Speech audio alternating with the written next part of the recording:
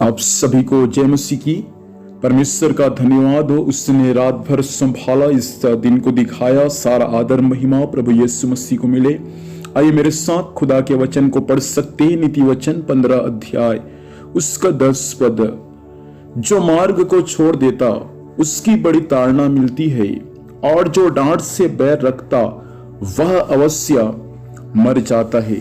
परमेश्वर पिता इस वचन के माध्यम से हम सबको आशीर्वाद दे।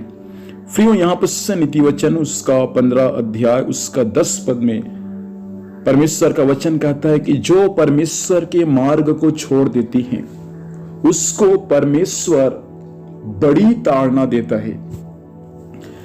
एक बार प्रभु यीशु मसीह को जानने के बाद यदि वह व्यक्ति परमेश्वर के सच्चाई को जानकर यदि परमेश्वर के मार्ग को छोड़कर किसी और मार्ग को पकड़ लिया, या वह व्यक्ति पहले के मार्ग को पकड़ लिया, तो वचन हमें यह सिखाता है उसको परमेश्वर बड़ी ताड़ना देता है।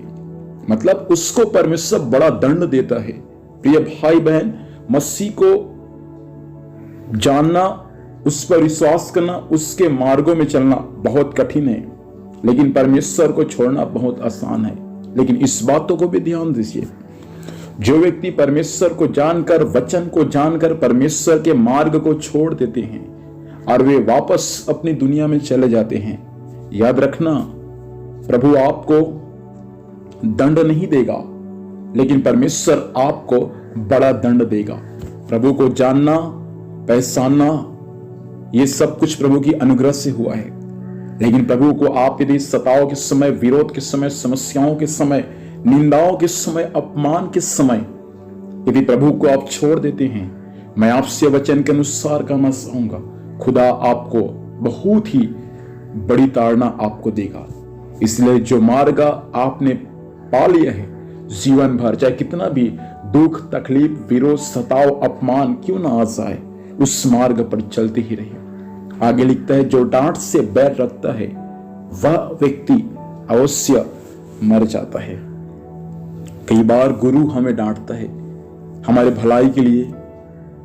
गुरु हमें डांटता है ताकि हम सही रीति से खुदा के मार्ग पर चले। लेकिन यदि हम गुरु के डांट से बैर रखते हैं तो वचन ये सिखाता है वह व्यक्ति अवश्य एक दिन क्या हो जाएगा, मर जाएगा। आत्मिक रीति से उनका मृत्यु हो जाएगा। इसलिए अगुवे के बातों को सुनना बहुत जरूरी है।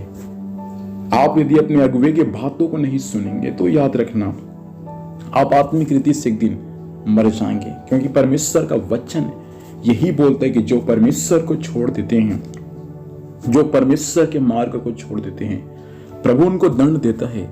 लेकिन जो उसके डांट से पैर रखते हैं, वचन कहता है कि परमेश्वर उसको अवश्य मार डालेगा, चाहे शारीरिक रीति से हो या आत्मिक रीति से क्यों ना हो। इसलिए मैं आपसे एक बात कहना चाहूंगा, जो प्रभु को आपने पाया, जो सच्चाई को आपने जाना, ये आपके पड़ोसी को नहीं मिला, ये अनुग्रह आपके परिवार के और किसी व्यक्ति को नहीं मिला, आप पर आपको मिला। क्यों? ताकि आप परमेश्वर के मार्गों में जीवन भर विश्वास योग्यता के साथ चलने पाए। भाई बहन, प्रभु चाहता है यीशु मसीह के मार्ग को आप कभी न छोड़े, जीवन भर उसके मार्गों में चले, ताकि एक दिन उसके राज्य का वारिस हो जाए और उसके स्वर्ग में आपको यीशु मसीह के द्वारा मिलने वाले प्रतिफल आपको प्राप्त होने पाए। आइए आंखों को बंद करें और एक क्षण हम प्रभु से प्रार्थना करें।